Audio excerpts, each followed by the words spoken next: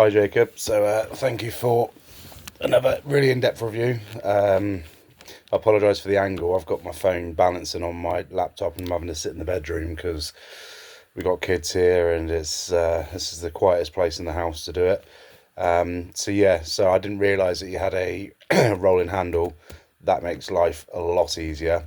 So we'll be taking the axle out, the one-handed axle anyway. We'll probably be doing some two-handed axle at some point, but yeah, your one-handed axle, we're taking that one out, so don't worry about that. We'll start again with the rolling handle. The main pointers for the rolling handle is you want to keep a slight bend in your elbow.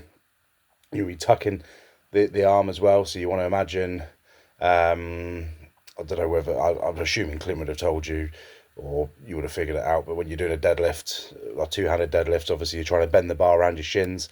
That's essentially what you're trying to do with the rolling handle as well, but obviously the bar isn't across your shins.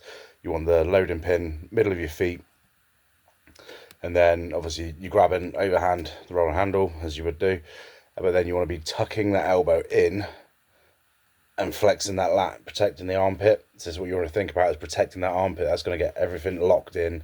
You want to feel radiant tension through the trap, shoulder, bicep, then into the wrist.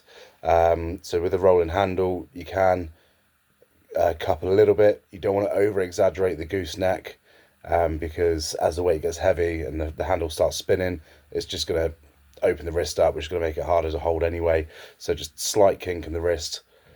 And then all the weights, also all the lifting's done with the legs. So you don't want to think about pulling with the arm, get everything locked in, squat down and drive with the legs. So basically you're treating your arm, your shoulder and your lat is just one unit holding on to the handle.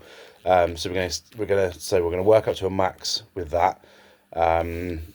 See how we get on, and then we're going to drop down to 70% of that as a starting weight for holds. These holds, these are your bread and butter. These are what's going to build that hand strength, that 6 to 10 seconds or 8 to 10 second range. That is where the magic happens. As I've said in sort of previous write-ups and stuff, that it's because grip's so neural, and PNS reliant. That is the sort of that's the magic sort of number, that 8 to 10 seconds of tension. That's what's going to build a lot of grip strength, a lot of tendon strength, ligament strength, and obviously all the other stuff that's going on. We'll keep the 3-inch wrist wrench. That's absolutely fine. You don't need to be cupping it. Again, it's that straight wrist, or you can have a slight angle in the wrist. It's more about challenging just that open hand position anyway. So going through, see a pinch block. So pinch is going to be very difficult without chalk, and the fact that you hit 40 pounds plate weight without chalk, that's decent, to be honest. You'll find that with chalk, I mean, there's a way to chalk things as well, and there's a way to chalk your hands, especially with pinch, because it's quite a friction-based lift. But yeah, that's fine with all these weights and stuff. Don't worry about having to weigh it. We don't need precise numbers like the implement weight and all the rest of it. It's just your plate weight for the progress. The only time you need, obviously, the exact weight of things is if you're doing competition, or if you're prepping for a competition. You want to know exactly where you are in a given thing. But even then, if you're not using calibrated plates and stuff, it's going to be different anyway. So we'll just go with plate weight for all of these things. We'll keep the pinch block in. So with the wrist curls, it's quite a finicky movement, but again, it is literally just about thinking about flexing that wrist with the fingers and thumb in that pinch position, and again, it's just carrying over. It's just an extra movement to build that thumb pad. We could probably swap that one out for something else. In fact, what I'm probably going to do is take that one out. And what we'll look at doing is what I call a banded thumb press. So what you do there is you'd hook a resistance band, start light, and then obviously you can work up in weight as you work through the sets. But you want to hook it up to about chest level on a power rack. And what you want to do then is stand. So you want to loop your thumb into obviously the end of the band that's not attached to the power rack. So you imagine the band's coming this way, your thumb's here. So then you're going to turn facing away from the rack basically. And all you're going to do is, try and show you a decent angle. But what you're going to do is you're pushing with your thumb in that pinch motion, so that all the weight's in the thumb. You're pushing the band this way, so you should feel a nice pump through that thumb pad. And all we're looking at doing there is, again, it's just getting blood into this area, so it's thickening that thumb pad. So obviously you've got more surface area for when someone grabs your hand. It's going to be harder for them to get a decent grip. When I've done a little bit of pulling and I've come up against guys with like their wrists are stronger than mine, their biceps stronger than mine, but because my hand has been that much thicker, they're struggling to get a decent grip, and I managed to sort of get into an advantageous position. Barbell finger crushers, so they're absolutely brilliant, and we'll keep looking to push that.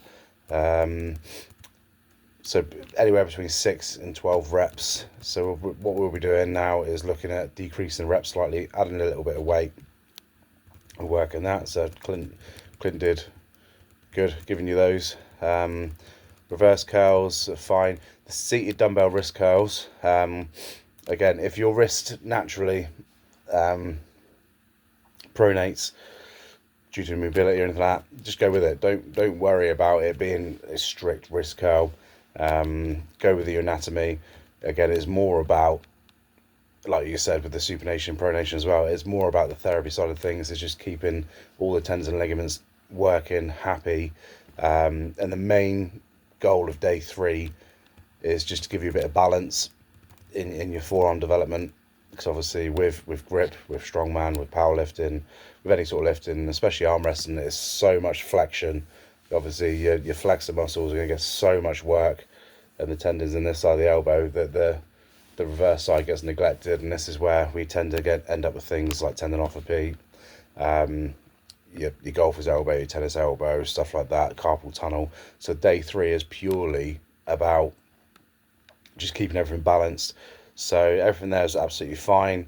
Saying that, the supination and pronation, we could probably look to go slightly heavier, so you'll keep the same sledgehammer, but just work your way slightly further down the handle, so you've got a little bit more resistance there. And but yeah, everything else looks good. As I said, so the program itself, obviously the sets and reps will change. Day 1, we'll be taking the axle out for roll and handle. The 3-inch wrist wrench will stay the same, but we'll look at trying to keep the weight, but we'll add reps this week. So yeah, so we'll go up to sets of 10 this week. Your pinch block, again, we'll keep it heavy, but we'll probably work up to like a top set of, where am I looking here? Sorry. So yeah, so we'll look at like a top double or something like that this week and ramp up. Your pinch block holds, we'll keep the same sort of protocol. And then the table wrist curls, we're going to take them out for your banded presses. And then yeah, your barbell finger crushers, we're going to look at adding some weight. And then the rest of the stuff, that is literally, the sets and reps aren't that strict. If you feel like you'd want to go more reps, or you want to go slightly heavier, that's down to you. So what I can do is I'll give you like a range. So instead of having like 3 sets of 12, we'll look at doing like 3 sets of 8 to 12. So you've got the option there to either work sets of 8, go slightly heavier, work sets of 12, obviously go slightly lighter, or try and match last week's numbers, but with a slightly heavier weight. But I shall leave that down to you. I'll get this sent over to you today.